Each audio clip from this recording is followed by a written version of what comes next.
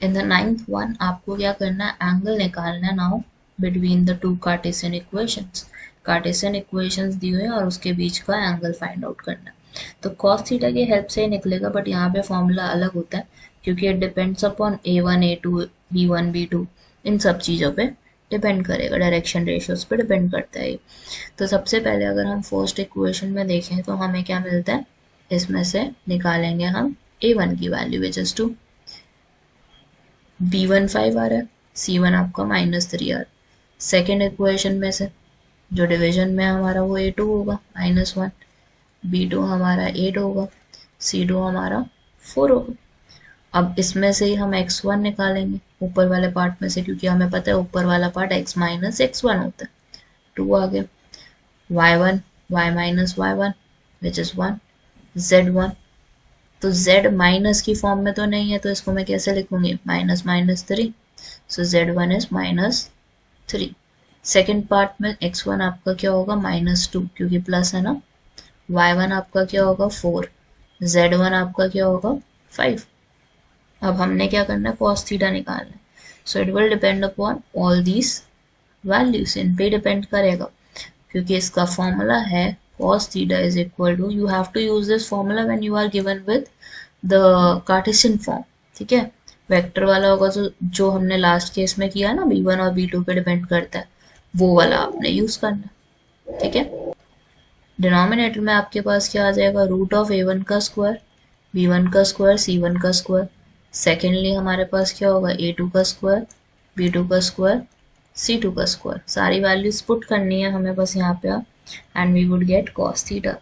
तो यहाँ पे हमारे पास आ गई पहली value a1 into a2 -2, b1 into b2 5 into 8 which is 40, c1 into c2 -3 को 4 से करोगे इट विल बी 12 -12, ठीक है। डिवीजन में हमने इसका रूट लेना, a1 का स्क्वायर 4, b1 का स्क्वायर 25, c1 का स्क्वायर 9। सेकेंडली हमारे पास a2 का स्क्वायर, b2 का स्क्वायर, c2 का स्क्वायर, -1 का स्क्वायर 1, b2 का स्क्वायर 8 का स्क्वायर हो गया 64, 4 का स्क्वायर हो गया 16। तो हमारे पास वैल्यू क्या निकल के आती है, it would B -2 + 40 which is 38, 38 में से 12 गए 26 वुड बी द, ठीक है। देन वी हैव रूट है ना नीचे, तो रूट हो गया आपका 4 + 25 + 9 it is 38। Next value we have is 81, तो आप क्या लिख सकते हो इसको, 81 का रूट 9 होता है, तो वी हैव इज 26/9 रूट 38, ठीक है। So that would be your answer, cos theta आ गया हमारा, और cos थीटा से you would be getting the inverse, ठीक है।